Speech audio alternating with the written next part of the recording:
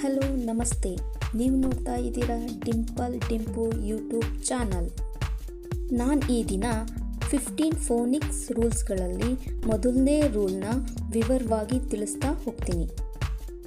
English ಲ್ಯಾಂಗ್ವೇಜ್ನಲ್ಲಿ ಈ ರೂಲ್ಸ್ಗಳು ತುಂಬಾ ಮುಖ್ಯವಾಗಿದ್ದು, ಇವುಗಳನ್ನು ವಿವರವಾಗಿ ತಿಳ್ಕೊಳ್ಳೋದ್ರಿಂದ ಇಂಗ್ಲಿಷ್ ಭಾಷೆನ ಓದೋದಕ್ಕೆ ಮತ್ತು ಬರೆಯೋದಕ್ಕೆ ಸಹಾಯ ಆಗುತ್ತೆ. First rule is vowels in syllables.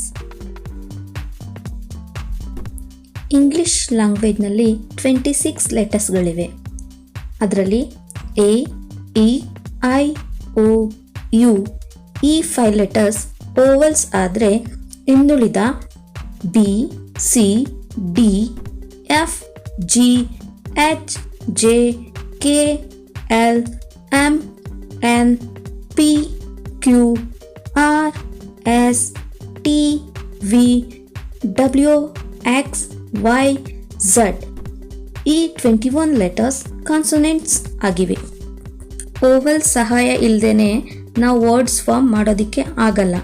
ಹಾಗಾದರೆ ನೀವು ಕೇಳ್ಬೋದು, ಮೈ, ಬೈ, ಸ್ಕೈ ಈ ಪದಗಳಲ್ಲಿ ವೋವೆಲ್ಸ್ ಇಲ್ಲ ಅಂತ.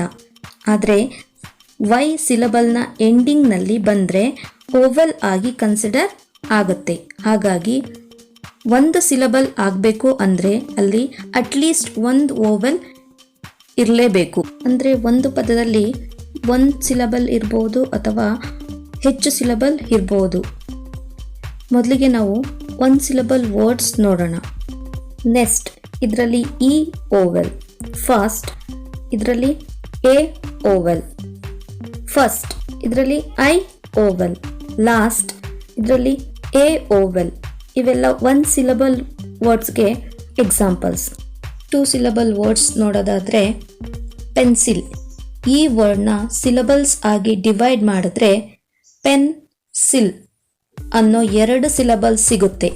ಹಾಗೆಯೇ magic magic, super super, honey honey, shower shower 3 syllables words examples musical musical, radio radio, register register, properly properly,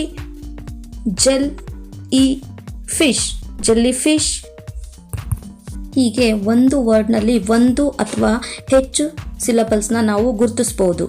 ಈ ಸಿಲಬಲ್ಸ್ನ ಡಿವೈಡ್ ಮಾಡೋದು ಹೇಗೆ ಅಂತ ಅನ್ನೋದನ್ನು 15 ರೂಲ್ಸ್ ಕಂಪ್ಲೀಟ್ ಆದಮೇಲೆ ತಿಳಿಸ್ತೀನಿ. ಈ ವಿಡಿಯೋ ನಿಮಗೆ ಇಷ್ಟ ಆದರೆ ಲೈಕ್ ಮಾಡಿ, ಸಬ್ಸ್ಕ್ರೈಬ್ ಮಾಡಿ. Thank you.